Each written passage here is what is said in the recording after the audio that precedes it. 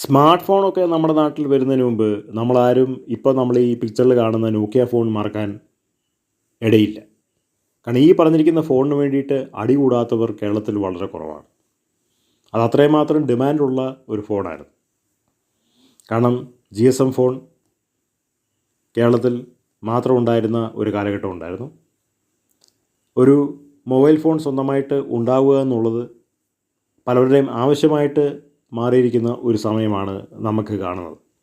നോക്കിയ ആ വിപണി വിപുലീകരിച്ചു.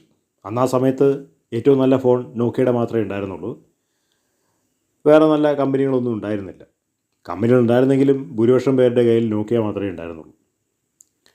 കാലക്രമേണ കുറച്ചും കൂടി ഫ്ലെക്സിബിലിറ്റി ഉള്ള ഫോണുകൾ വരാൻ തുടങ്ങി. ക്രമേണ അവ സ്മാർട്ട് ഫോണിലേക്ക് വഴിതെളിയിച്ചു. പക്ഷേ ഈ പറഞ്ഞിരിക്കുന്ന GSM ഫോൺ എത്രമാത്രം പ്രാവശ്യം നിലത്തിട്ടാൽ പൊട്ടില്ല. അതിൻ്റെ ബാറ്ററി ബാക്കപ്പ് 3 ദിവസമുണ്ട്. അത് പോക്കറ്റിൽ വയ്ക്കാൻ എളുപ്പമാണ്, പോർട്ടബിളാണ്. സ്മാർട്ട് ഫോണിനെക്കാട്ട് ഒരുപാട് പ്രത്യേകതകളുള്ളതാണ് ഈ ഫോൺ. ഇപ്പോഴും ഇങ്ങനത്തെ ഫോണുകൾ ഉപയോഗിക്കുന്ന ധാരാളം പേരെ നമുക്ക് സമൂഹത്തിൽ കാണാൻ കഴിയും. മൊബൈൽ ഫോൺ മാർക്കറ്റിൽ നോക്കിയ ഉണ്ടാക്കിയിട്ടുള്ള ആ പ്രത്യേക രീതിയിലുള്ള തരംഗം ഇന്നും ആർക്കും മറക്കാൻ ഇടയാവില്ല.